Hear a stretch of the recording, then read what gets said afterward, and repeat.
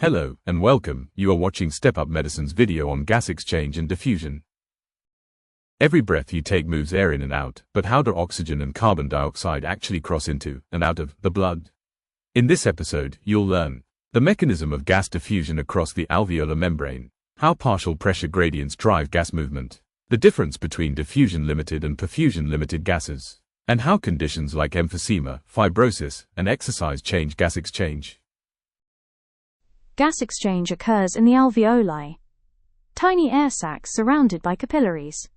Each alveolus is lined with a thin epithelial wall and shares a basement membrane with the capillary. Together, this is called the respiratory membrane, and it's only about 0.5 microns thick. This thin barrier allows for efficient passive diffusion of gases. No energy is required. Gases move from high partial pressure to low partial pressure. Oxygen. In the alveoli, phosphorus dioxide is about 100 mm of mercury. In deoxygenated pulmonary capillary blood, phosphorus dioxide is about 40 mm of mercury. So oxygen diffuses into the blood. Carbon dioxide. In the blood, PCO is about 45 mm of mercury. In the alveoli, it's about 40 mm of mercury. So CO diffuses into the alveoli and is exhaled.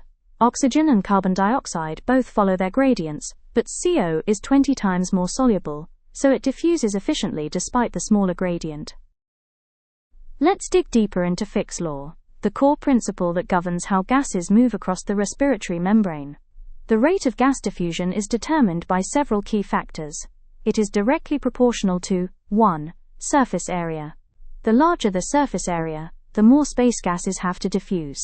In healthy lungs, there are about 300 million alveoli, creating a massive surface, roughly the size of a tennis court. But in emphysema, many alveolar walls are destroyed. This reduces surface area and slows oxygen diffusion. 2. Partial pressure difference. Gases move from high to low pressure. The greater the difference, the faster the diffusion. At high altitude, atmospheric oxygen is lower, so the gradient is smaller, and oxygen moves more slowly into the blood. 3. Solubility of the gas. Some gases dissolve better than others. Carbon dioxide is about 20 times more soluble than oxygen. That's why it diffuses more easily, even though the pressure gradient is smaller. It is inversely proportional to 1. Thickness of the membrane. A thin membrane allows faster diffusion. But in diseases like pulmonary fibrosis, interstitial lung disease, or pulmonary edema, the membrane thickens. This adds distance and slows gas transfer. 2. Molecular weight of the gas. Lighter gases diffuse faster than heavier ones. That's why helium, a very light gas, is sometimes used in clinical settings to improve airflow in obstructed lungs. Now let's compare two important concepts. Perfusion-limited gases, like oxygen and nitrous oxide, equilibrate rapidly across the alveolar membrane.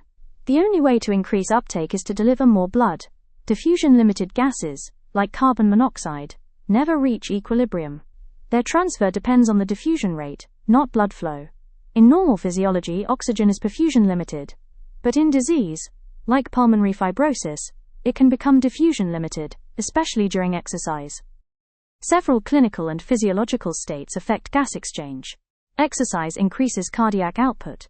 Capillaries transit faster, but healthy lungs compensate. High altitude reduces atmospheric phosphorus dioxide, slowing diffusion. Pulmonary fibrosis thickens the alveolar membrane, impairing O diffusion. Emphysema reduces surface area, limiting oxygen uptake. Carbon monoxide poisoning reduces functional hemoglobin, impairing oxygen delivery. Even if oxygen diffuses, it still needs hemoglobin to carry it. Let's review. Gas exchange occurs across the respiratory membrane via passive diffusion. Oxygen moves into blood, Colorado moves out, both follow partial pressure gradients.